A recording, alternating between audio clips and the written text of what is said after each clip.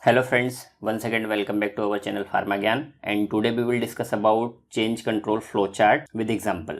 Friends, if you are new to our channel, please don't forget to like, share and subscribe our channel Pharmagyan. Let's continue the video. So definitions of change control. PICS document PI 006-2 में जो definition दी हुई है, written procedures should be in place to describe the actions to be taken if a change is proposed to a starting material, product component, process equipment, process environment or site, method of production or testing, or any other change that may affect product quality or reproducibility of the process. Change control procedures should ensure that sufficient supporting data are generated to demonstrate that the revised processes will result in product of the desired quality consistent with the approved specifications. PICS की next जो change control definition है, जो understandings है, वो discuss कर लेते हैं. PICS document PI 006 section number 6.7.1. Change control is an important element in any quality assurance system. Written procedures should be in place to describe the actions to be taken if a change is proposed to a product, component, process, equipment, process environment or site, method of production or testing, or any other change that may affect product quality or support system operation. So these are the definitions of change control. Generally change control क्या होता है वो हम discuss कर लेते हैं कि कोई भी चेंज अगर हमने करना है, फार्मास्यूटिकल कंपनीज का आपको बताता हूँ. जैसे फार्मास्यूटिकल कंपनीज में क्या होता है, कोई भी चेंज हो, माइनर हो, मेजर हो, छोटा बड़ा चेंज जो भी करना है, उस चेंज को करने के लिए हमें एक चेंज कंट्रोल सिस्टम फॉलो करना होता है.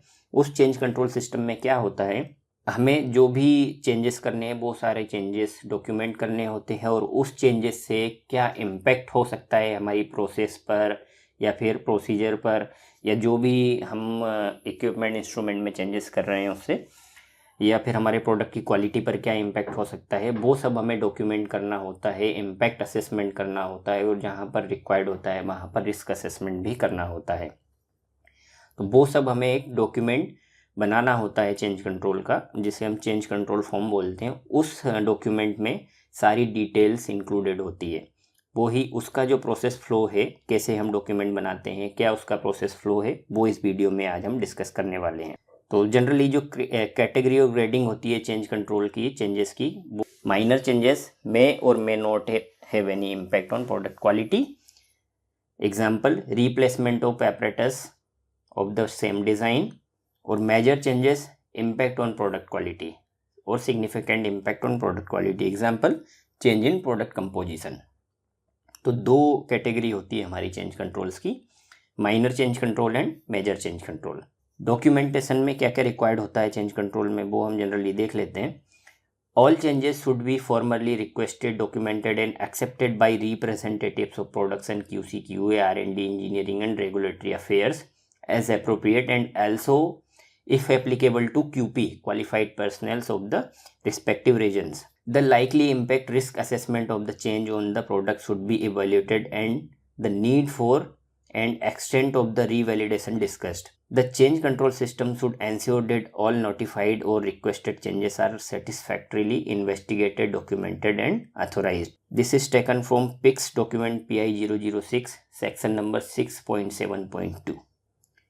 All changes that may affect product quality or reproducibility of the process should be formally requested, documented and accepted. The likely impact of the changes of facilities, systems and equipment on the product should be evaluated, including risk analysis. The need for and the extent of requalification and revalidation should be determined. This is taken from Annexure 15, page number 44. So these are the documentation requirements as discussed earlier in this video. So change control flow chart, we will discuss the change control flow chart. तो change control flow chart क्या होता है, initiation of change control. अगर हम कोई सा भी change control या फिर चेंजेस इनिशिएट करते हैं तो सबसे पहले हमें उसका इनिशिएशन करना होता है. उस एक फॉर्म होता है, उस फॉर्म में हमें सारी डिटेल्स भरनी होती है. वो फॉर्म क्या होता है और कैसे डिटेल्स भरनी होती है, बहुत सारी प्रोसीजर्स एक सेपरेट वीडियो में हम आपके साथ डिस्कस करेंगे. इस वीडियो में ओनली हम चेंज कंट्रोल का फ्लो चार्ट डिस्कस करने वाले हैं कि क्या क्या फ्लो है, कैसे कौन कौन से CFT या कहाँ कहाँ पर इसका इम्पैक्ट असेसमेंट होता है, वो सारा हम इस वीडियो में डिस्कस करने वाले हैं. So change control flow chart, initiation of new change control, and then fill a change control form initiator. तो सबसे पहले क्या होता है कि हमें कोई सा भी अगर चेंजेस करने होते हैं तो उसके लिए हमें एक चेंज कंट्रोल इनिशिएट करना होता है। उस चेंज कंट्रोल को इनिशिएट करने के लिए हमें एक चेंज कंट्रोल फॉर्म होता है वो भरना पड़ेगा। जो फॉर्म है वो कौन भरता है? इनिशिएटर फिल करता है फॉर्म को। नेक्स्ट स्टेप क्या है?